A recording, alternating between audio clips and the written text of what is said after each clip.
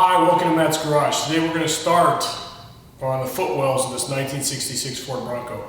Fortunately, it's really the only part of the truck that's rotted out, but it is rotted out. So I've got driver's side footwell, passenger side footwell, and then the piece that goes under the passenger seat.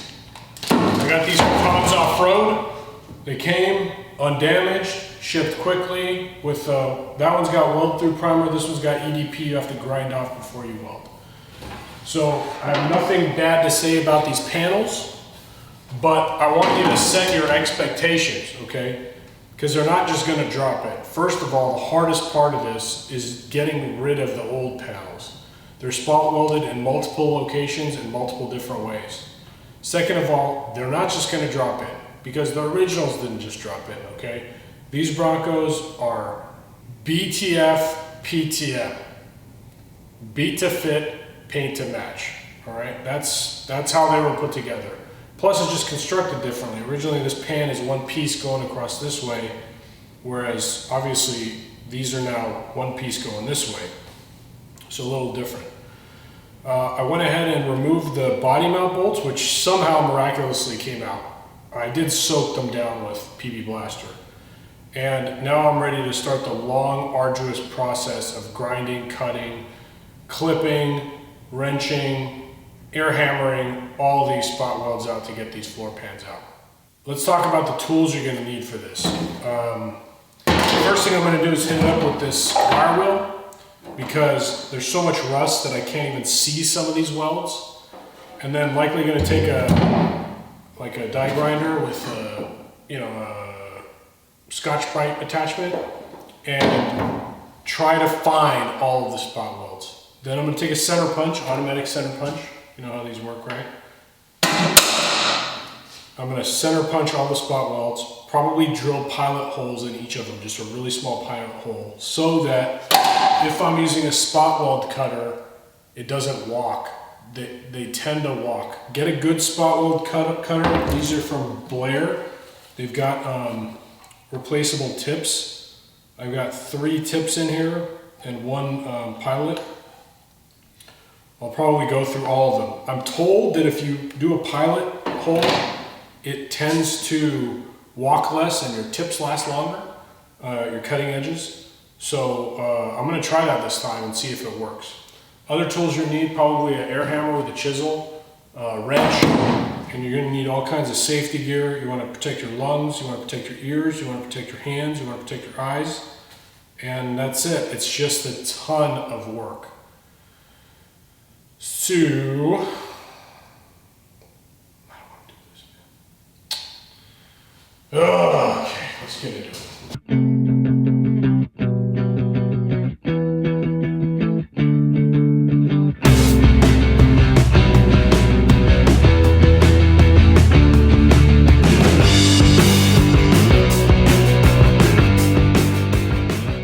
Now, when you're using this wire wheel, it's going to throw rust everywhere. So you really want to make sure you're protecting your lungs for this part and all of your eyes and body parts. Oh, and in case you're wondering, this is an actual chuck attachment for a hammer drill. So you can just turn a regular hammer drill into or impact, what do you call these things? This thing, into a drill. I hate drills, so I like this much better. I feel more controlled and better low speed. I don't need to do the whole panel. I just need to do where the spot welds run. So here, here, here, along all the edges. Here, here, and here. Not so much in here. Oh God.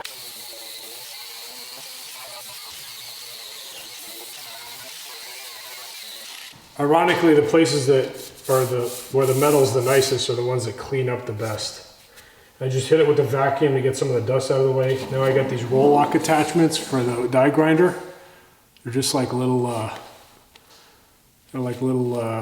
Scotch-Brite pads. So then I go through and try to identify more of the spot welds.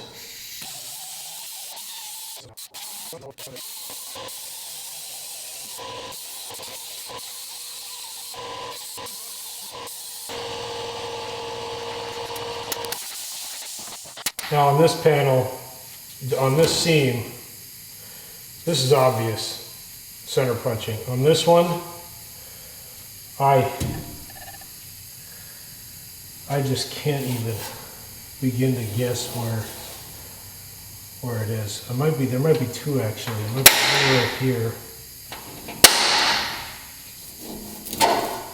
And then on these inside corners where there's no real way to get a spot weld drill into it, I use a round carbide burr, which throws a ridiculous amount of chips, and I'll just gouge it out. That seems to be the only way. Or you could use like any sort of a grinding attachment, just kind of grind it out.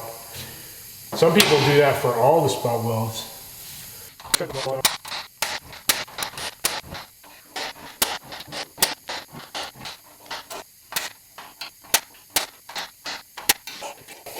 All right, let me get a drill bit. Oh, not going back.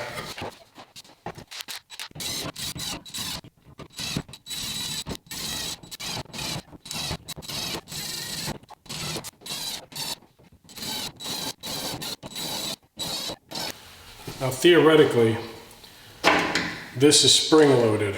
So once it digs through the first layer, it should pop up, theoretically.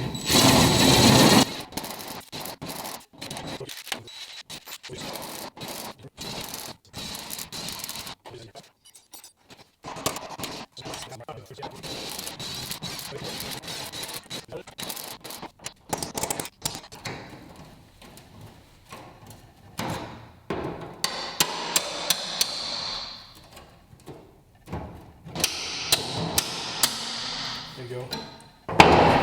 So now this whole upper lip is loose. See that? You didn't see any of that, did you? I've just been banging here. So now I got this whole upper lip loose. So I'm just gonna keep going around.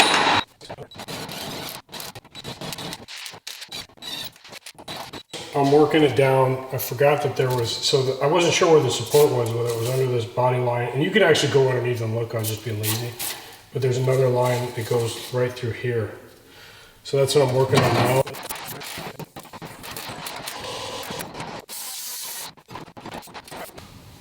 So while I was down there, I remembered something, which is from below, I can actually pop up next to the edges where my supports are using a drill, which I did. And that way I don't really need to know where the spot welds are. I just need to know to stay inside for my cuts. And then I can cut most of this floor out, which will give me more access to maneuver stuff around. So I'm gonna go clean this up and go get my cutter.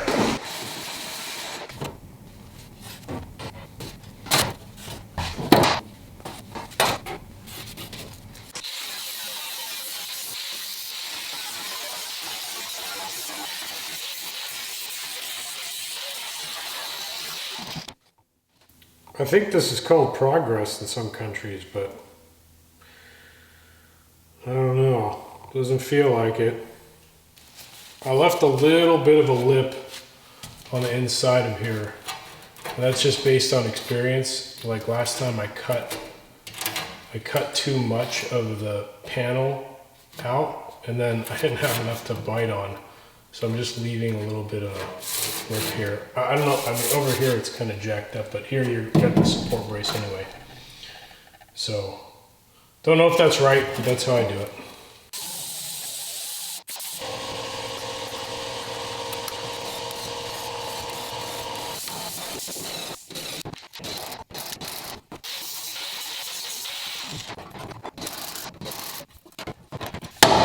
Is that water? Oh my God. There's standing water in there. Holy smokes. That's not something you see every day. The reason I'm doing it this way is because like it tells me where the next spot weld is. So I just bend it back. Like I can see where the next spot weld is by doing that. So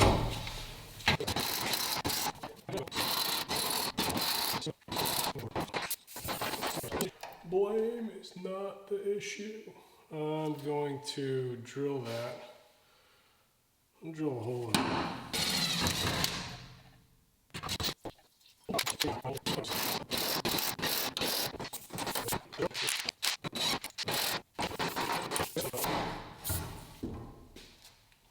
Dry side, wet side. It's like Washington.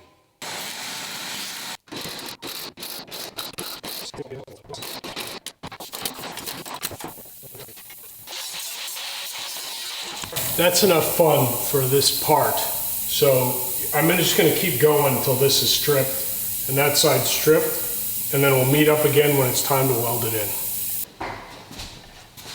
I've got both floor pans removed, both the seat support and the footwell. I cut out this rotted out seat support. Well, that's not it. There it is. I cut it out, this rotted out seat support. And so we're pretty much ready for this fit. I still need to clean up some of these welds, and actually probably won't. Let me just beat that down.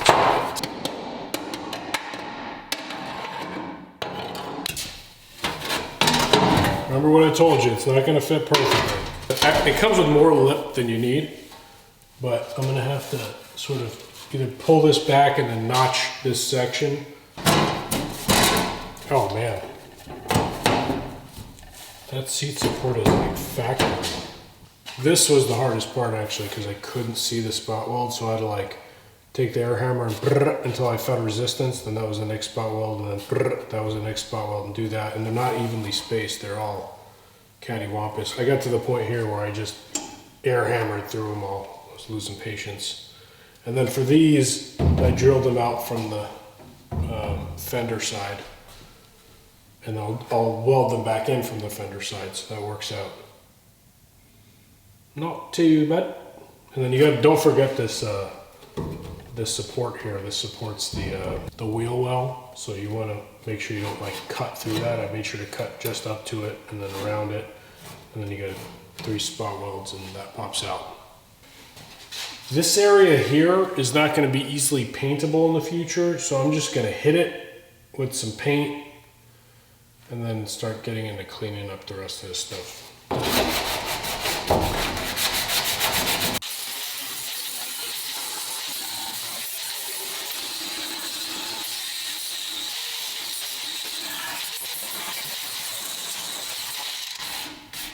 That's the big horsepower. Now we'll go to the little guy. Nice, dude.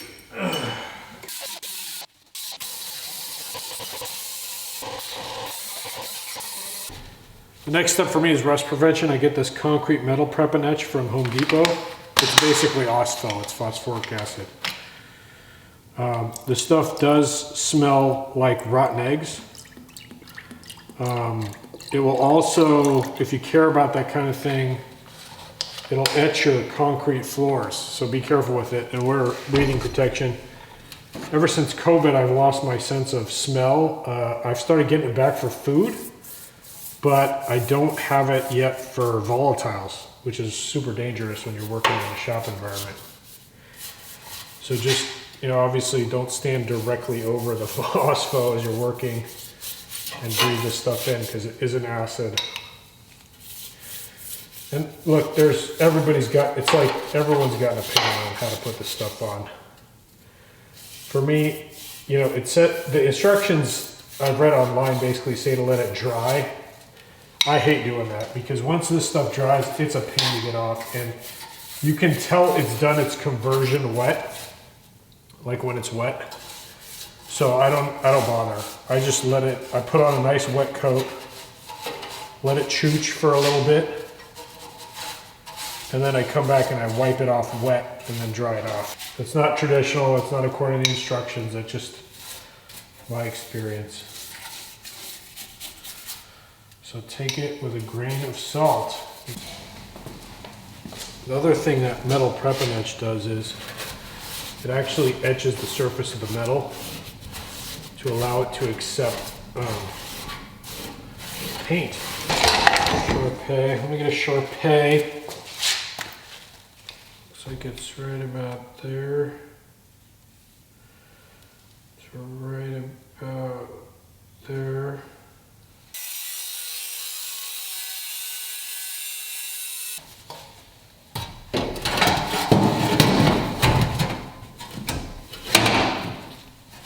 Okay, so first of all, I need to cut this lip off because I'm not going that high up with the panels. Okay, so now that's laying flat around there, which is good. That's what I wanted. I've got this closer now, like it's tight up against here. So that's good, but then on this side, it's too wide. So like if I push down here, I can push this metal out to make it fit on the line.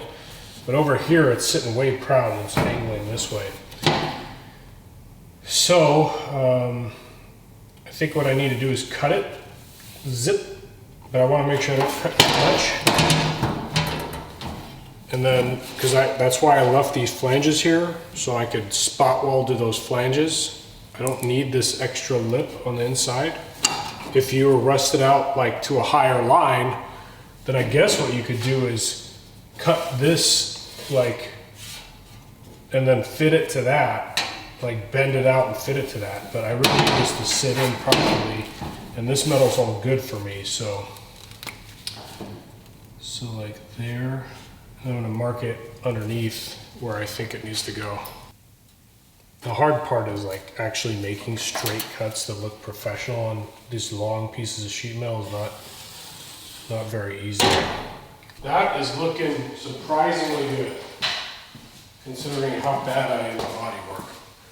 So I'm very happy with this. I'm gonna go grab some tech screws from the shed. So the next phase is I'm gonna tech screw areas in tight and then mark all of the spot weld holes. And then I take it off, drill out all the spot weld holes or remove the paint. Like in this case, the spot weld hole is on top and I need to drill out the paint underneath. In this case, I need to put holes in it where the spot welds are underneath. So just a mix of techniques to get that done, but really happy with the way that's sitting now.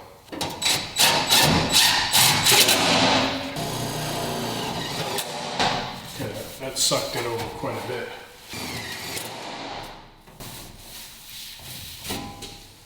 I like that fit. So I will now go and mark all the holes. I've hit it with the little flap disc, front and back everywhere I'm welding. I hate having paint anywhere near my weld, so I don't do it. I rubbed everything down with acetone. I'm just going to lay some primer down in places that are going to be hard to paint later.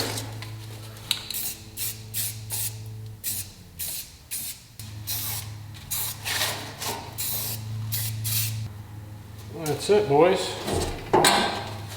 You gotta remember not to go too far here because I need to get the other panel slid in. Now, there is some setting that that allows you to really, how you say, like keep a flat weld, like get the weld to lay super flat, and that's what you want because then there's less grinding to do later.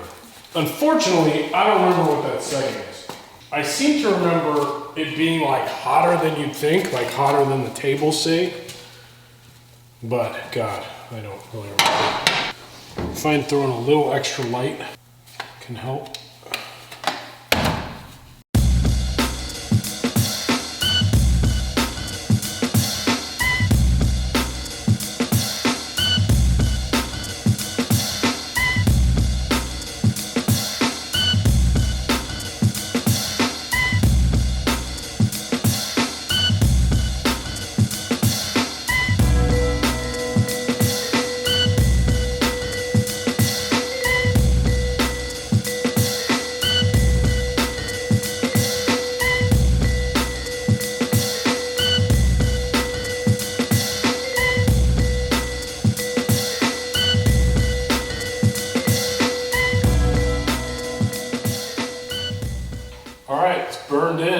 looks good. Really no complaints about that process at all. Or rather, I made this support for the bolts. It's gonna fit here. Replaces the old one, this thing, which is pretty thin gauge. It looks like it had a weld nut in there. Well, I could do that too. I suppose I could do that, was like put weld nuts in here, because they ended up going straight through, which we're just gonna go straight through. I don't care. This is plenty strong. I mean, give me a break.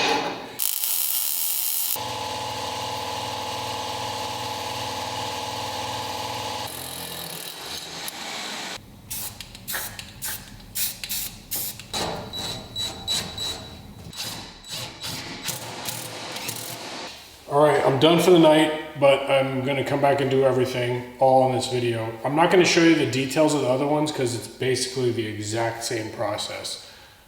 I'm telling you, the whole drilling the hole to serve as the pilot for your spot weld cutter makes the whole thing so much easier. And then using that air hammer with the chisel also just makes everything easier. So those two tools I highly recommend. The welding in went fine. I don't really have anything to report on that. Always have something to put out a fire with you close by. Oh, hotworks. So if you're new to welding, it's a good idea to just hang around the garage, maybe clean up a little bit for 10 to 15 minutes after your last weld. What can happen is the heat builds up, something smolders, catches on fire, and then you burn your whole house rig to the ground. So, yeah, just always hang out for a little bit after you finish hot work. All right, more to do, but I would say so far I have maybe 6 hours, maybe like 7 hours into this. I'd estimated 40, and it looks like I'll probably finish it closer to 24, depending on what kind of a nightmare I find here on the driver's side. All right, both sides are done and totally burned in. That's it for the major rust repair on this Bronco. Appreciate all the responses to the what would you do's, because you guys all said put pans in. I really just wanted to patch this, but after getting into it, this was the right decision. The Bronco is now structurally stronger. I've got better seat supports. I think all around this was a very good call. Happy with the panel fitment. The only issue I had was on this driver's side. When I fit up, so this line was square and this line was square and this line was square, this had a big gap in it. So you might be tempted to sort of like tweak it over, but then this line starts going off at a goofy angle. So my advice on that, and this is coming from a guy who's only done this twice, is to get most of your lines correct and then fix the one that's broken. So what I did in this case was using tech screws, I drew in the kick panel and closed this gap. So still a little bit of a gap, but that's what seam sealer is for. And that's serious, in all seriousness. That concludes how to put floors into your Bronco. I still have to grind down all the welds, but otherwise, that was it. I really lucked out on this tub. It was right about to go to the dogs, and I caught it right in time. I just can't even believe it. What's next? So there's going to be a couple episodes coming out after this. I'm going to be taking apart the manual steering box because I'm thinking about reusing it depending on what it looks like inside. I've also got a Sniper fuel injection coming for the Scout, so I'll do a full Sniper installation video. I don't think I'm going to show patching that upper cowl piece. It's just a flat panel. There's really nothing to it. But then we're going to get into trying to unpotato chip the uncut rear fenders of this thing and see if we can save the rear fenders.